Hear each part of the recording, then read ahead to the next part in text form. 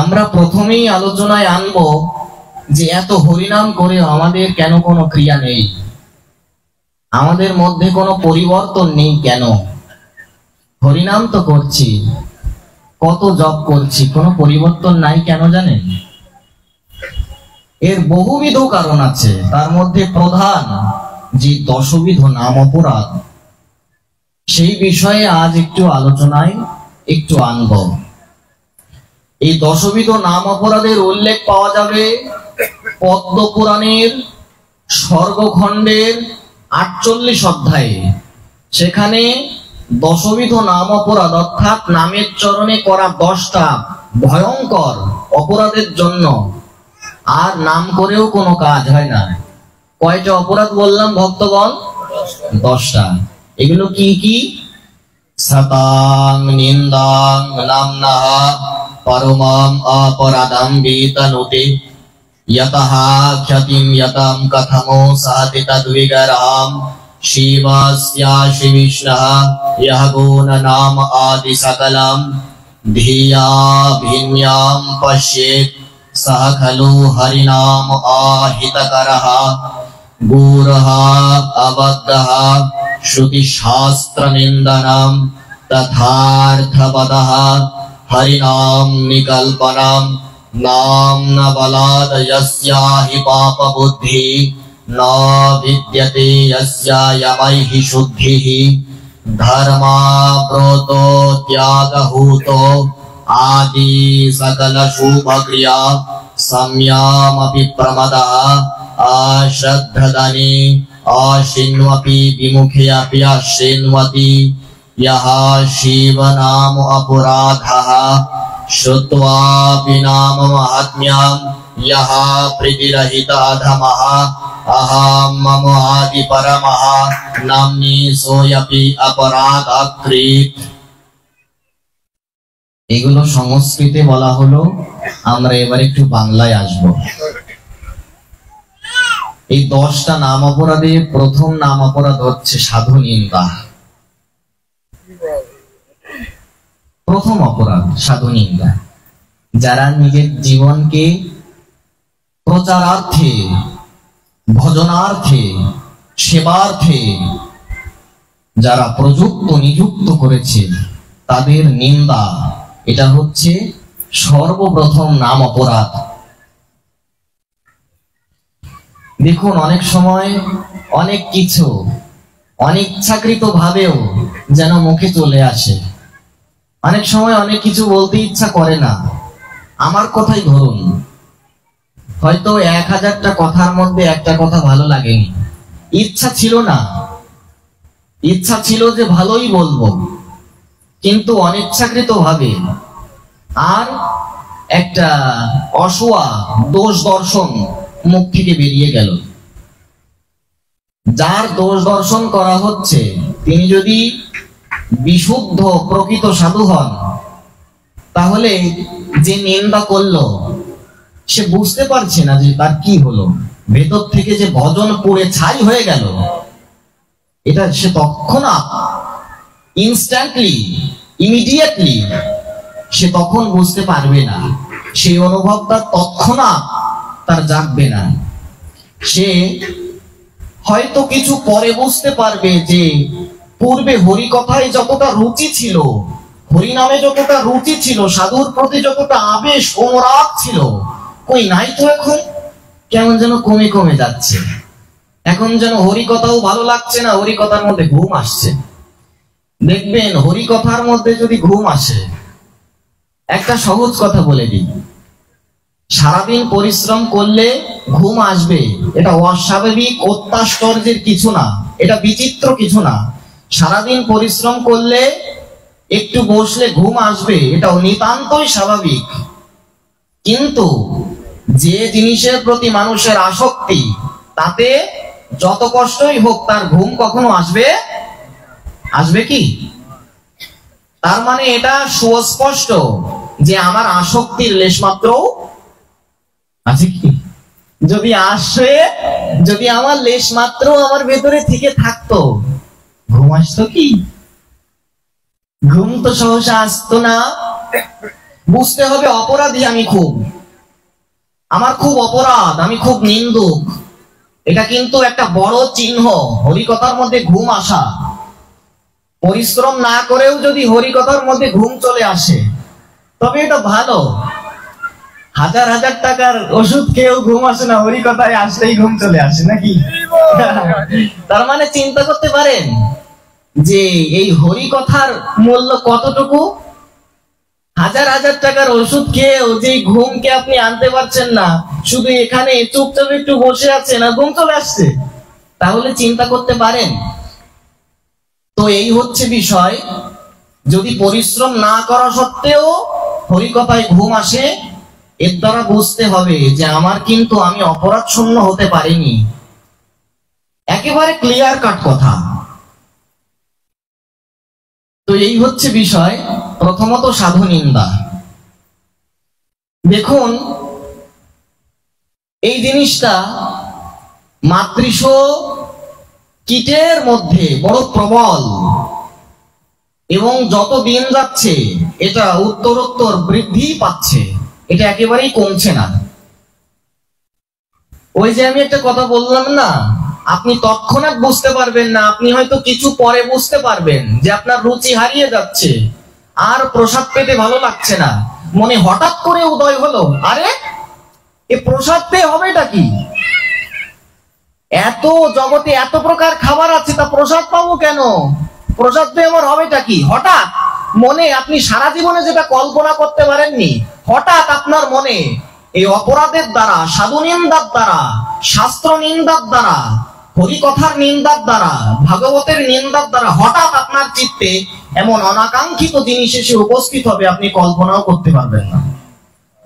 যেই প্রসাদ ছাড়া আপনার কিছু ভালো লাগতো না, যেই হরিনাম ছাড়া, যেই সাধু ছাড়া থাকতে পারতেন না, সেই সাধুকেও ভালো লাগবে না, সেই প্রসাদও পেতে ইচ্ছা করবে না, আর সেই হরিকথাও ভালো লাগবে না যদি সাধুর চরণে অপরাধ হয়। আর এ কথা সুস্পষ্ট, সাধুর চরণে যদি অপরাধ হয়, তার কাছে যে ক্ষমা প্রার্থনা করলে সে হয়তো ক্ষমা করে দিতে পারে বটে, কিন্তু এ কথা জেনে রাখবেন, সাধু ক্ষমা করে দিলেও সাধুর চরণ রেণু কখনো ক্ষমা। এর প্রমাণ সাক্ষাৎ অনন্ত শ্রী বিভূষিত শ্রী শ্রীল বিনোদ বিহারী দাস বাবাজি মহারাজ দিয়েছেন লিঙ্গ পুরাণের উদ্ধৃতি দিয়ে। কোন গ্রন্থে? গ্রন্থের নামটা বলে দিচ্ছি, শ্রী শ্রী ভক্তি ক্রম বিকাশের অন্তরায়। এই গ্রন্থে একটু পড়ে দেখবেন কি লেখা আছে। উনি প্রমাণ দিচ্ছেন, কি প্রমাণ? রুদ্রাক্ষরঃ গিরঃ সিন্বন তথা ভাগবতে ঋতঃ প্রণাম পূর্বকম শান্ত্বা ইয়ো বদেদাই বৈষ্ণবো হি সহ। সাধু হয়তো ক্ষমা করে দিতে পারে, হয়তো আপনার ভুলক্রমে সাধুর চরণে অপরাধ হয়ে গেছে, আপনি তার কাছে যে যদি ক্ষমা চান, সাধু তো কৃপার মূর্তি, দৈন্যের মূর্তি। বৈরাগ্য মহাপ্রভুর ভক্তগণে বৈরাগ্য প্রধান, যাহা দেখি প্রীত হন গৌর ভগবান। মহাপ্রভুর ভক্ত যারা, তাদের মধ্যে তো ক্ষমা পরম মহৎ গুণ। তারা তো ক্ষমালঙ্কার, দৈন্যালঙ্কার, ভাবালঙ্কারে নিরবধি বিভূষিত। তাদের তো জাগতিক, মাইক, প্রাপঞ্চিক কোন অলঙ্কারের আবশ্যকতা হয় না। তারা ক্ষমা করে দেবে, যাওয়ার সঙ্গে সঙ্গেই ক্ষমা করে দেবে, কিন্তু তাদের চরণ রেণু সহসা ক্ষমা করবে না। তখন কি করতে হবে? যদি ক্ষমা না করে, সাধু অপরাধ নিয়ে তো ভজন হবে না। যতদিন না পর্যন্ত অপরাধ শূন্য না হতে পারবো, কোটি জন্ম হরিনাম করেও কৃষ্ণ প্রাপ্তি হবে না। চৈতন্য চরিতামৃত পড়ুন, সেখানে তো বলেই দিয়েছেন, অপরাধ ছাড়ি করো নাম সংকীর্তন, তবে তো পাইবে ভাই কৃষ্ণ পদে প্রেম ধন। কুবুদ্ধি ছাড়িয়া করো শ্রবণ কীর্তন, অচিরে পাইবে ভাই কৃষ্ণ প্রেম ধন। ভজনের মধ্যে শ্রেষ্ঠ নববিধা ভক্তি, কৃষ্ণ প্রেম কৃষ্ণ দিতে ধরে মহাশক্তি। তার মধ্যে নাম সংকীর্তন সর্বশ্রেষ্ঠ, নিরপরাধ নাম হইতে পায় প্রেম ধন। পড়ুন, চৈতন্য চরিতামৃত পড়ুন, এই তো বললেন, দুই রকম কথা বললেন একই গ্রন্থে। কি বললেন? এক কৃষ্ণ নামে সর্ব পাপ ক্ষয়, আর কৃষ্ণ নামে প্রেমের উপজয়। একবার কৃষ্ণ নাম নিলে সমস্ত পাপ চলে যাবে। দ্বিতীয়বার কৃষ্ণ বললে কি হবে? বললেন আপনার প্রেমের আর উদয় হবে। আবার ওই একই গ্রন্থে বলছেন, কোটি জন্ম কর যদি শ্রবণ কীর্তন, তবে তো পাইবে না ভাই কৃষ্ণ পদে প্রেমধন। একই গ্রন্থে দুই রকম কথা কেন বললেন? ওই যে অপরাধ, অপরাধ নিয়ে, নাম অপরাধ নিয়ে, সেবা অপরাধ নিয়ে, ধামা অপরাধ নিয়ে যতই হরিনাম করি, যতই জয় নিতাই বলি, মহাপ্রভুকে প্রসন্ন করতে পারবো না। সহজ হিসাব তো। এর প্রথমটাই হচ্ছে সাধু নিন্দা। দেখুন, এই যে আপনার হয়তো আমাকে ভালো লাগছে না, নাই লাগতে পারে। জগতে কোন ব্যক্তি সবার কাছে ভালো হতে, কৃষ্ণ কি সবার কাছে ভালো ছিল নাকি? কৃষ্ণকেও সকলে ঈশ্বর মানেনি। সাক্ষাৎ কৃষ্ণকেও শিশু বলেন 99টা গালি সহ্য করতে হয়েছে, হয়েছে কিনা? তাহলে সাক্ষাৎ ঈশ্বর হয়েও যদি 99টা গালি সহ্য করতে হয়, আমি তো ক্ষুদ্র এক ব্যক্তি, এক মানুষ, এক ছাড়। আমাকে কে কি বললো সেই নিয়ে যদি আমি পড়ে থাকি, আমি এগোতে পারবো? পারবো কি? যদি আমি ওই নিয়ে পড়ে থাকি তাহলে তো ভজন হবে না। তো এখানে বলে দিয়েছেন যে দেখো, হয়তো আমার কাউকে ভালো লাগে না, কিংবা আপনারা হয়তো আমাকে পছন্দ করছেন না, আপনাদের হয়তো আমাকে ভালো লাগছে না। এখন আপনি যদি এই পাঠের বাইরে, যে পাঠের শেষে কোনো ব্যক্তির সঙ্গে আর অসোয়া অর্থাৎ দোষ দর্শন করেন, তখন সেটা নিন্দা সমালোচনা হয়ে যাবে। আর সমালোচনা নিন্দা যখন হবে, তখন অপরাধ জন্ম নেবে। অপরাধ জন্ম নিলে আমার ভজন শেষ হয়ে যাবে। এখন একটা বিষয় এখানে কিন্তু খুব সতর্কতার সঙ্গে বুঝতে হবে। যদি আপনি আমাকে ভালোভাবে না সহ্য করতে পারেন, আপনি হয়তো আমাকে সহ্য করতে পারছেন না, কিংবা আপনি হয়তো আমাকে দেখতে পারছেন না, আপনার হয়তো আমাকে ভালো লাগছে না, আপনি কি করবেন? আপনার পক্ষে সর্বোত্তম, সব থেকে শ্রেয় হচ্ছে আমার সঙ্গকে পরিত্যাগ করা। আমার সঙ্গকে কি করতে বলেছেন? পরিত্যাগ করতে বলেছেন। আমার সঙ্গকে বর্জন করে দিন। হয়তো আমাকে ভালো লাগছে না, কিন্তু পাঠের শেষে হোক কিংবা যত্রতত্র যখন তখন একটা অসোয়া দোষ দর্শন, একটা দোষ কীর্তন করে দিলাম, নাম অপরাধ জন্ম নিল, নাম অপরাধ জন্ম নেবে, ভজন শেষ। যদি আমাকে ভালো না লাগে, আমার সঙ্গকে পরিত্যাগ করুন, কিন্তু অন্য ব্যক্তির কাছে যে আমার দোষ কীর্তন করা, এটা অপরাধের জন্ম দেবে। আর অপরাধ জন্ম নিলে শেষ হলো ভজন। একদম সহজ কথা। এই জন্য কাউকে যদি ভালো না লাগে, অবশ্যই তার সঙ্গ পরিত্যাগ করা উচিত। তাই বলে তার দোষ কীর্তন করে নিজের ভজন নষ্ট করা উচিত নয়। একদম ক্লিয়ার কাট কথা। এই হচ্ছে 1 নাম্বার নাম অপরাধ। সতাং নিন্দাং নামনাহ পরমাম অপরাধে বিতানুতে যতঃ খাতিম যতঃ। দ্বিতীয় নাম্বার নাম অপরাধ বলা হয়েছে শিব এবং বিষ্ণুর নাম এবং গুণের পৃথকত্ব দর্শন, পৃথকতা দর্শন। অর্থাৎ শিব ঠাকুর এবং বিষ্ণুকে পৃথক পৃথক ঈশ্বর রূপে জ্ঞান করা। এই নাম অপরাধের জ্ঞান যদি না নিতে পারেন, তাহলে কিন্তু হরিনাম করে কিছু কাজ হবে না। এজন্য খুব মনোযোগ দিয়ে শুনতে হবে, খুব অত্যন্ত মনোযোগ নিয়ে শুনতে হবে। 2 নাম্বার নাম অপরাধ হচ্ছে শিব ঠাকুরকে পৃথক আলাদা ঈশ্বর বলে মনে করা। কিন্তু যদি আমি শিব ঠাকুরকে আলাদা ঈশ্বর মনে করি, বিষ্ণুকে আলাদা ঈশ্বর মনে করি, আর কৃষ্ণকে আলাদা ঈশ্বর মনে করি, ব্রহ্মাকে আলাদা ঈশ্বর মনে করি, তাহলে তো অনেকগুলো ঈশ্বর হয়ে গেল। তা যদি এতগুলো ঈশ্বর হয়ে যায়, তো আইন শৃঙ্খলা সঠিকভাবে হবে তো, বজায় থাকবে তো? দেশ পরিচালনার জন্য একজনই তো প্রধান দায়িত্বে থাকবে। যদি সেই প্রধান দায়িত্ব অনেকের হাতে ন্যস্ত থাকে, তো দেশের শাসনভার পরিচালনা সুষ্ঠুরূপে হবে তো? হবে কি? তো সেরকম যদি ঈশ্বরও অনেক হয়ে যায়, তো শৃঙ্খলা বজায় থাকে কি?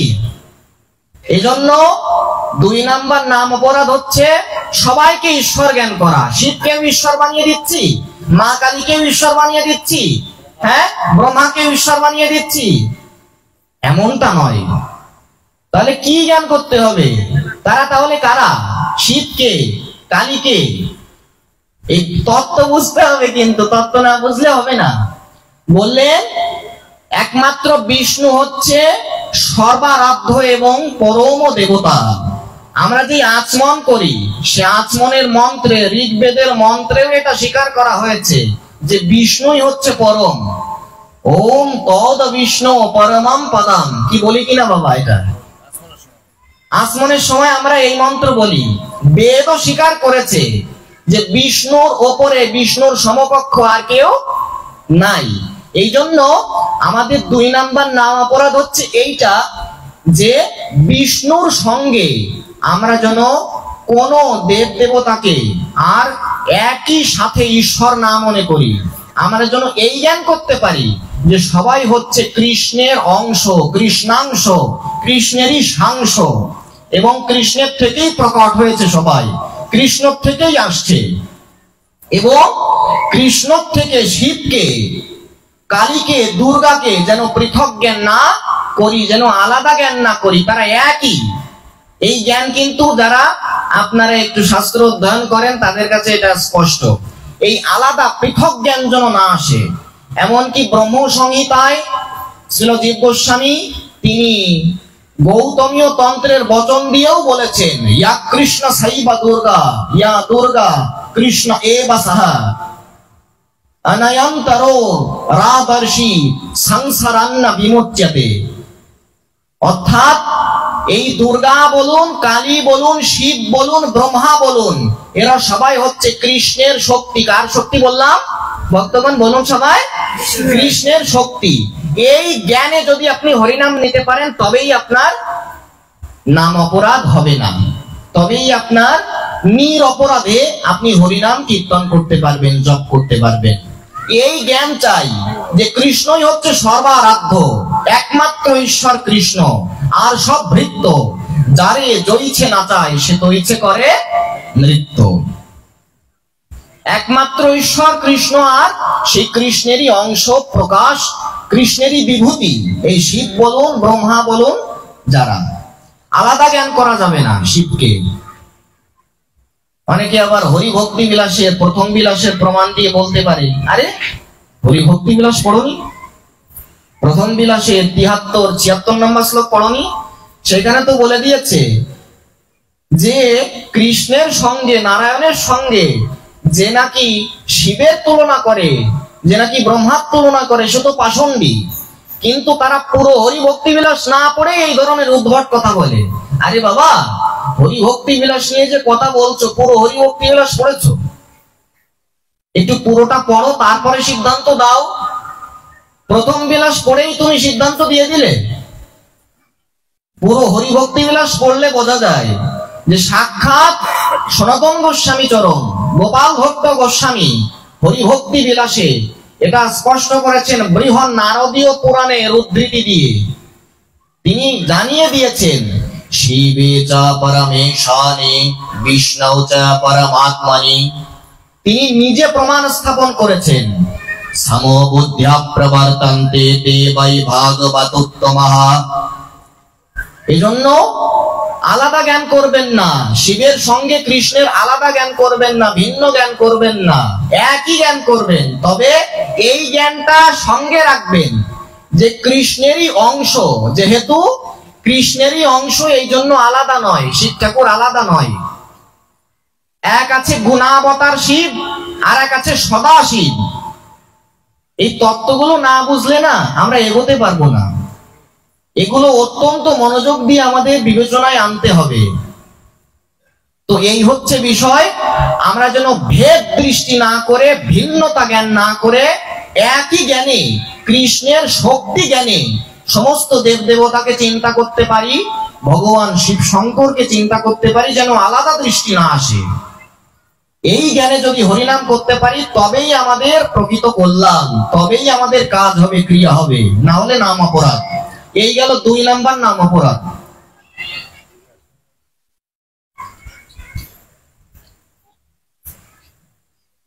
তারপরে বলা হয়েছে শিবস্য শ্রী বিষ্ণুঃ ইহা গুণ নাম আদি সকলম ভিয়া ভিন্নম পশ্যেৎ সহ খলু হরিনাম আহিতকরঃ গুরুঃ অবজ্ঞাঃ। তৃতীয় নাম্বার হচ্ছে গুরুদেবের অবজ্ঞা করা, শ্রী গুরুদেবকে মনুষ্য জ্ঞান করা। শ্রী গুরুদেবকে কখনো মানুষ জ্ঞান করতে নেই। যদি গুরুদেবকে মানুষ বলে মনে করি তাহলে নাম অপরাধী আমি, সেখানে নাম অপরাধ কাজ করবে। আর যেখানে নাম অপরাধ কাজ করবে সেখানে হরিনাম নিয়েও কোনো কাজ হবে না। এই গেল 3 নাম্বার, নাম অপরাধ। আচ্ছা, এই বিষয়টা একটু স্পষ্ট করি। গুরুদেবকে মানুষ জ্ঞান করা যাবে না তো করা যাবেটা কি? গুরুদেবকে ভাগবতের 7ম স্কন্ধের 15 অধ্যায়ের 25 এবং 26 নম্বর শ্লোকের উত্তর দেওয়া আছে। কি উত্তর? রজস্তমশ্চ সত্ত্বেনা সত্ত্বং চ পাশমেন চ এতৎ সর্বং গুরৌ ভক্ত্যা পুরুষো হি অঞ্জসা জয়েৎ यस्य साक्षात् भगवती ज्ञानदीप प्रदे गुरौ मर्त्य सन्धेहि सुतं तस्य सर्वं कुञ्जर शौचवत्। গুরুদেবকে মানুষ বলে জ্ঞান করতে নেই তো কি জ্ঞান করতে হয়? বললে তিনি সমস্ত শাস্ত্রে গুরুদেবকে সাক্ষাৎ ভগবান বলে বর্ণনা করা হয়েছে, কিন্তু সমস্ত শাস্ত্রে তাকে ভগবান জ্ঞান করতে বলা হলেও তিনি কিন্তু ভগবান নন, তিনি কিন্তু ঈশ্বর নন। তার প্রকৃত পরিচয় হচ্ছে বিশ্বনাথ চক্রবর্তী ঠাকুর গর্ভাষ্টকমে দিয়েছেন। তিনি গর্ভাষ্টকমে জানিয়ে দিয়েছেন সাক্ষাৎ ধরিত্বেনা সমস্ত শাস্ত্রাই উক্তস্তথা ভাব্যত এব সদ্ভি কিন্তু প্রভর্য প্রিয় এব তস্যা বন্দে গুরুঃ শ্রীচরণারবিন্দম। সমস্ত শাস্ত্রে গুরুদেবকে সাক্ষাৎ ভগবান বলে বর্ণনা করা হলেও গুরুদেব ভগবান নন, ঈশ্বর নন। তিনি হচ্ছেন ভগবানের কিংবা ঈশ্বরের পরম অন্তরঙ্গ প্রিয় ভক্ত। এই হচ্ছে গুরুদেবের স্বরূপ। গুরুদেব হচ্ছে কৃষ্ণের পরম প্রিয় ভক্ত। কি বললাম ভক্তগণ? গুরুদেবের স্বরূপটা পরম প্রিয় ভক্ত। এই হচ্ছে গুরুদেবের স্বরূপ। গুরুদেবকে যদি সাক্ষাৎ কৃষ্ণ মনে করি তাহলে তো গুরুদেবের চরণও তুলসী দেওয়া যাবে নাকি? আমরা তো তাই গুরুদেবকে যদি সাক্ষাৎ কৃষ্ণের জ্ঞান করতে বলা হয়েছে, কৃষ্ণের মত পূজ্য বলতে বলা হয়েছে, জ্ঞান করতে বলা হয়েছে, তার মানে এটা না যে সাক্ষাৎ গুরুদেবই কৃষ্ণ। এই তত্ত্বগুলো আমরা বুঝি না, আমরা শুধু হরিনাম করছি দিনের পর দিন। হবে কাজ? ভগবানের প্রতিনিধি তিনি। এই জ্ঞানটা আমাদের আনতে হবে। এবং আমরা সবাই এই শ্লোক মুখস্থ করে রেখেছি, গুরুর ব্রহ্মা গুরু বিষ্ণু গুরুর দেব মহেশ্বরঃ। আমরা কে না জানি এই শ্লোকগুলো, কিন্তু এখন যদি প্রশ্ন করি এই শ্লোকের উৎস কি, 100 জনের মধ্যে 1 জন বলতে পারবে কিনা সন্দেহ। 100 জন বললেও ভুল হবে। 1 লাখের মধ্যে 1 জন বলতে পারবে কিনা সন্দেহ। যদি এই শ্লোকগুলো, আর একটা শ্লোক সবাই মুখস্থ করে রেখেছে, অজ্ঞানাতিমিরন্ধস্য জ্ঞানাঞ্জন শলাকয়াঃ। আমরা সবাই এই শ্লোক মুখস্থ জানি, সবাই জানি, আরো জানি তো অখণ্ড মণ্ডলাকারম ব্যক্তম येन চরাচরম, সবার মুখস্থ। কিন্তু যদি জিজ্ঞাসা করি উৎস কি, এটা কোথায় লেখা আছে, বলতে পারবে না। আজকে আমি বলে দিচ্ছি, এটা মস্তিষ্কে লিখে নেন, মনে লিখে নেন। এটা আছে গুরু গীতায়। কোথায় লেখা আছে ভক্তগণ? গুরু গীতা। আমাদের গীতা তো একটা নয়, ভগবত গীতা প্রধান, এছাড়াও শিব গীতা, গুরু গীতা, রাস গীতা, উত্তর গীতা, পাণ্ডব গীতা ইত্যাদি ইত্যাদি। তার মধ্যে একটা হচ্ছে এই গুরু গীতা। এই গুরু গীতার কোথায়? প্রথম অধ্যায়, কত নম্বর শ্লোক? 58, 59, 60। সেইখানেই 3টা শ্লোক পেয়ে যাবেন। এই শ্লোক দেখিয়ে যদি বলে আরে এই শ্লোকে তো বলছে গুরুদেব সাক্ষাৎ বিষ্ণু, গুরুদেব সাক্ষাৎ কৃষ্ণ, গুরুদেব সাক্ষাৎ মহেশ্বর, তাহলে গুরুদেব যদি সাক্ষাৎ কৃষ্ণ হয়, আমি তো কৃষ্ণের চরণে তুলসী দিচ্ছি, তাহলে গুরুদেবের চরণে তুলসী দিতে সমস্যা কি? কি এই কথা বলবে না? বলবে কিনা ভালো একটু বুঝুন, কিন্তু কথা আমি বোঝাতে পারছি কিনা জানি না। যদি কৃষ্ণের চরণে তুলসী দেওয়া যায়, তো এই শ্লোক দেখিয়ে তো তারাও বলবে। এই শ্লোকে যেহেতু বলা হচ্ছে যে আরে কৃষ্ণই তো গুরু, গুরুদেবকে কৃষ্ণের সঙ্গে তুলনা করা হচ্ছে, তার মানে গুরুদেবের চরণেও নিশ্চয়ই তুলসী দেওয়া যাবে। কিন্তু না, পূর্বেই এই সমাধান দেওয়া হলো, ওইটা গুরুদেবের মহিমা বলা হচ্ছে, কিন্তু গুরুদেব হচ্ছে কৃষ্ণের পরম অন্তরঙ্গ প্রিয় ভক্ত, এই হচ্ছে পরিচয়। তো দেখুন 3 নাম্বার নাম অপরাধ হচ্ছে গুরুর অবজ্ঞা। তারপরে কি বলা হচ্ছে? গুরহা অবজ্ঞা শ্রুতি শাস্ত্র নিন্দানাম। তো 4 নাম্বার নাম অপরাধ হচ্ছে শ্রুতি শাস্ত্রের নিন্দা করা। এই শ্রুতি শাস্ত্রের নিন্দা করা বলতে বেদের নিন্দা করা। কিসের নিন্দা বললাম ভক্তগণ? বেদের নিন্দা করা। যেমন আমি বৈষ্ণব, আমার বেদ লাগে না, এই একটা কথা। আমি বৈষ্ণব, আমার মনুসংহিতা লাগে না, এই আর একটা কথা। মনুসংহিতা মানা যাবে না, এই আর একটা কথা। এরকম আরো অনেক কথা আছে যেইগুলো আমি সমাজে উৎপাত সৃষ্টি করছি। এখন বিধান দাদাও আছে, যদি আমি কিছু ভুল বলি তাহলে আমার কথা হচ্ছে এই, আমাকে শাস্ত্র প্রমাণ এনে দেখাক যে ভুল বলছে কিনা, ঠিক আছে কিনা। নান দাদা, যদি ভুল বলে থাকি তো শাস্ত্র প্রমাণ দিয়ে দেখাক, এই হচ্ছে কথা। শাস্ত্রের বাইরে কথা বলে কি লাভ? এই জন্য শ্রুতি শাস্ত্রের নিন্দা করা হচ্ছে 4 নাম্বার নাম অপরাধ। ওদের মুখে হরি কথাও শুনবেন না, কোনো লাভ। যারা বলে বেদ লাগে না, মনুসংহিতা লাগে না, মানা যাবে না, পুরাণ মানা যাবে না, মহাভারত মানা যাবে না, হ্যাঁ চণ্ডী মানা যাবে না, রামায়ণ মানা যাবে না, এই সমস্ত কথা যারা বলে, ওদের মুখে হরিনামও শুনে লাভ নাই, হরি কথা শুনেও কোনো লাভ নাই। কারণ নিজেই তারা নাম অপরাধী। এটা 4 নাম্বার নাম অপরাধ। ভালো করে এটা একদম ভালোভাবে বুঝে নিন। নামের উৎসটা তো বলা হলো না। গুরু গীতা আপনি বুঝতে পারেননি বাবা? উৎসই হচ্ছে গুরু গীতা। এই জন্য এই বিষয়টা আমাদের বিবেচনায় আনতে হবে যে আমাদের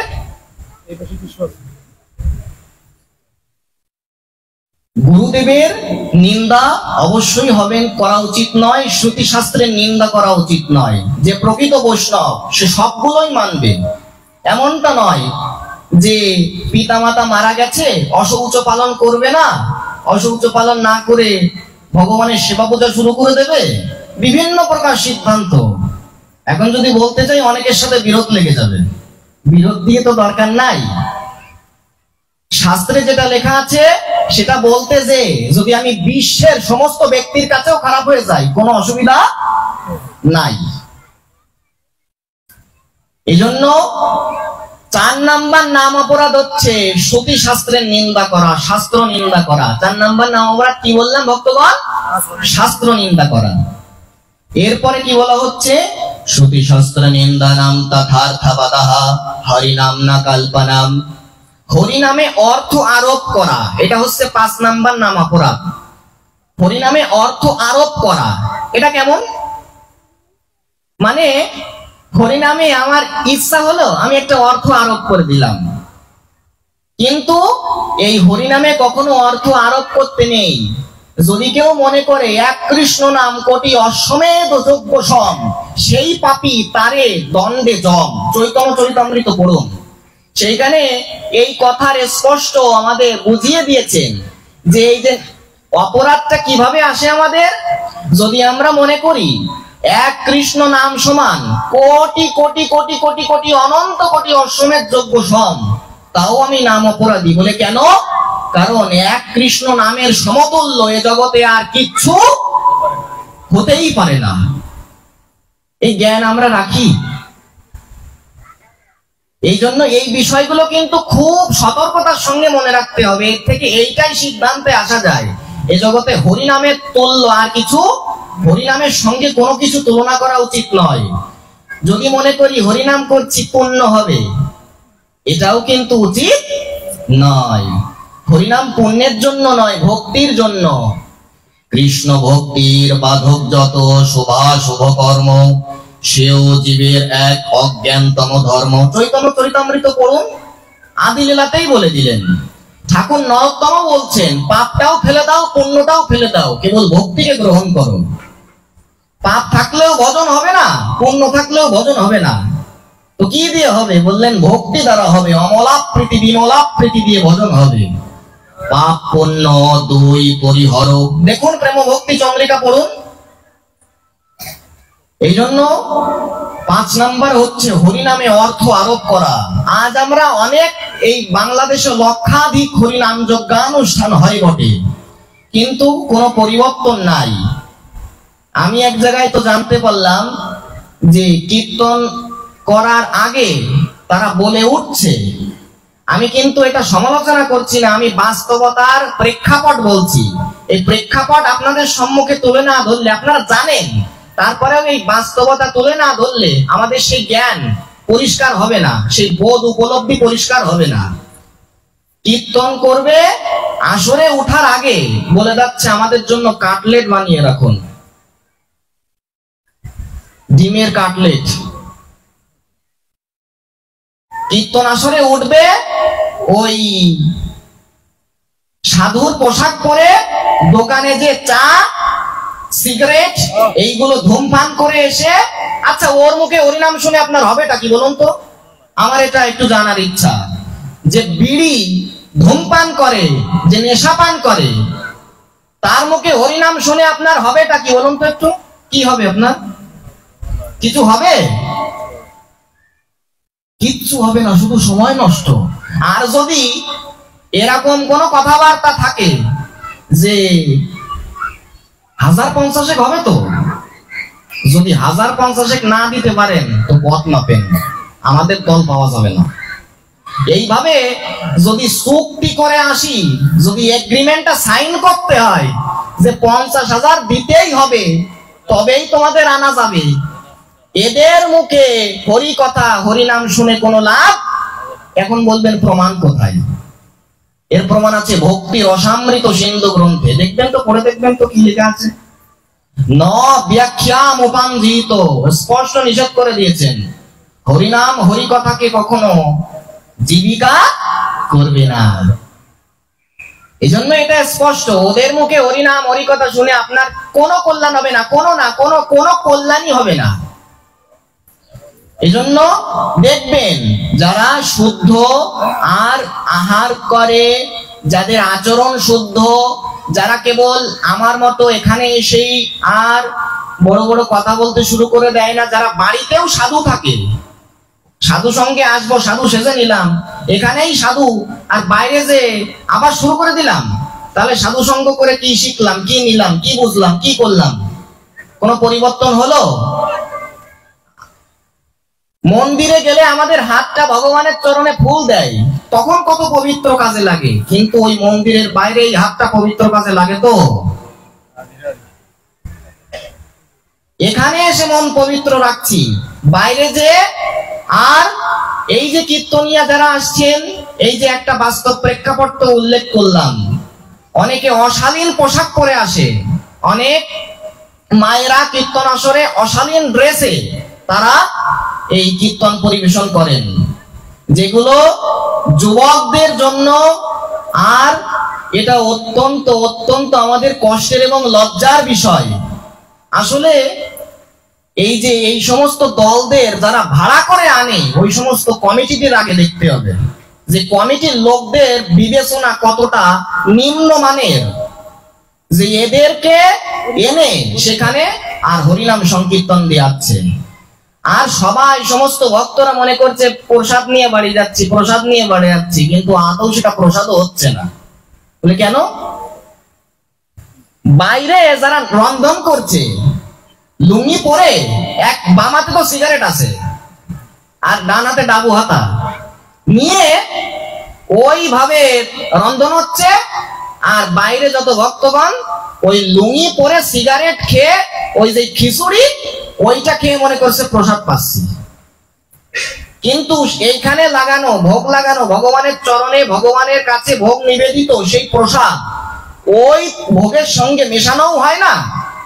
তারা মনে করে যে প্রসাদ পেয়ে বাড়ি যাচ্ছে, কিন্তু আদৌ প্রসাদ পেয়ে তারা বাড়ি যায় না।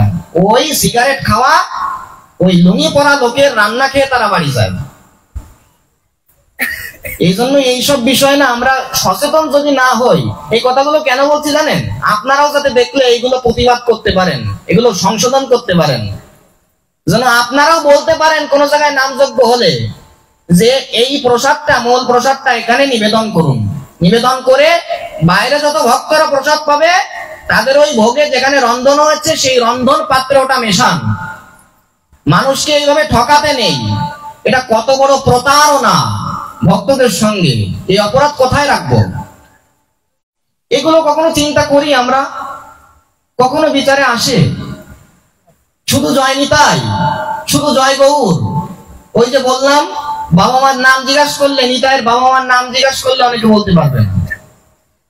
ইতিহাস না জানলে না সেই অনুরাগটা গাঢ় হবে না। প্রগাঢ়তা প্রাপ্তর জন্য যদি সেই প্রগাঢ়ত্ব প্রাপ্তি করতে হয় তাহলে ইতিহাসের জ্ঞান দরকার। এই জন্য 5 নাম্বার নাম অপরাধ হচ্ছে হরিনামে অর্থ আরোপ করা। কখনো কোনো প্রকার অর্থ আরোপ করতে নেই। নামের দলে নাম চলছে হিন্দি গানের সুরে। এইবার ওইখানে অনেক যুবক ছেলে থাকে, ওই যুবক ছেলে যদি ওই হিন্দি গানের সঙ্গে পরিচিত থাকে, ওই হিন্দি সুরের হরিনাম শুনে তার মনে বিকার হবে কিনা কথা বলতে হবে সবাইকে। এবার যদি মনে বিকার হয় তাহলে সর্বনাশ হয়ে যাবে। কিন্তু আমার একটু জানতে যে জিজ্ঞাসা, যারা কীর্তনিয়া দল তাদেরকে এগ্রিমেন্টের যদি তারা আসে তাদের কীর্তন শুনতে নিষেধ করা হবে, পাঠকদের বেলা এটা প্রযোজ্য কিনা? 100% প্রযোজ্য, শুধু প্রযোজ্য নয়। এই জন্য আমাদের কিন্তু এই বিষয়গুলো না একটু দেখবেন। আজ না মানে কি যে হচ্ছে আমরা বুঝতে পারছি না। হিন্দি ফিল্মের হিন্দি গানের সুরে হরিনাম করে আর যুবক যুবতীর চিত্তে যদি ওই হিন্দি গানের নায়ক নায়িকার দেহভঙ্গি যদি অনাকাঙ্ক্ষিত ভাবে আর যদি উদিত হয়, সর্বনাশ হয়ে যাবে। কিন্তু ভয়ঙ্কর অপরাধ হয়ে যাবে। ভগবানের নামের মধ্যে এইভাবে যদি চিত্তের কলুষতা চলে আসে, এটা সত্যি একেবারে আশা করা যায় না। এর থেকেই বুঝতে হবে যে এটা ধর্ম হচ্ছে না, এটা ধর্মের আভাস দেখা যাচ্ছে, ধর্মের মতো মনে হচ্ছে, কিন্তু এটা ধর্মের ছায়া। এজন্য এটা বিচার করবেন, একটু বিচার করতে হবে। বিচার না করলে আমরা এগোতে পারবো না। এই গেল 5 নাম্বার। তথার্থবদহ হরিনাম নিকল্পনম নাম না বলদ যস্যাহি পাপ বুদ্ধি ন বিদ্যতে তস্য যমৈহি শুদ্ধি। নামে অর্থ আরোপ করা এবং নাম এবং কি বলা হচ্ছে? তথার্থবদহ হরিনাম নিকল্পনম। হরিনামকে কোনো 6 নাম্বার নাম অপরাধ। এটা হরিনামকে কোনো কাল্পনিক জিনিস বলে মনে করা। ওই একটু হরিনাম করলে একটু উদ্ধার পাওয়া যায়, একটু পুণ্য হয়, একটু স্বীকৃতি হয়, এই পর্যন্তই, ব্যাস, আর কিছু না। এই প্রকার চিন্তা করাও একটা নাম অপরাধ। এই জন্য হরিনামকে কখনো কাল্পনিক মনে করতে নেই। হরিনাম ভগবান নিজে বলছেন। চৈতন্য ভাগবত পড়ে দেখুন, আদি খণ্ড 1ম অধ্যায় পড়ে দেখুন। সেইখানে সাক্ষাৎ ব্যাসাবতার নিজে বলছেন যে আমার ভক্ত হইতে আমি হইতে আমার ভক্ত কি বলছেন? আমি হইতে আমার ভক্তের নাম বড়, ভক্তের মহিমা বড়, ইহা প্রভু বেদে ভাগবতে কহিয়াছেন দড়। ভগবান নিজে স্বীকার করেছেন আমার থেকে আমার ভক্তের মহিমা বেশি, আমার থেকে আমার নামের মহিমা বেশি। সেই হরিনামকে যদি কাল্পনিক বলে মনে করি তাহলেও কিন্তু একটা নাম অপরাধ। কখনো কোনো কল্পনার জিনিস মনে করা উচিত নয় হরিনামকে। এই হরিনাম সাক্ষাৎ কৃষ্ণ চরণ পাইয়ে দেয়। সেই এই হরিনামের মধ্যেই এই ব্রজভক্তি দেওয়া আছে। হরিনাম যদি নিষ্কপটে নিরপরাধে করা যায়, হরিনাম আমাদের ব্রজভক্তি রাধা ভক্তি প্রদান করবে। এই জন্য হরিনামকে কখনো কাল্পনিক মনে করতে নেই। এই হচ্ছে 6 নাম্বার নাম অপরাধ। 7 নাম্বার নাম অপরাধ হচ্ছে নাম বলে পাপে প্রবৃত্তি, কিংবা নাম বলে পাপে বুদ্ধি, অর্থাৎ নামে পাপ বুদ্ধি। এটা কেমন?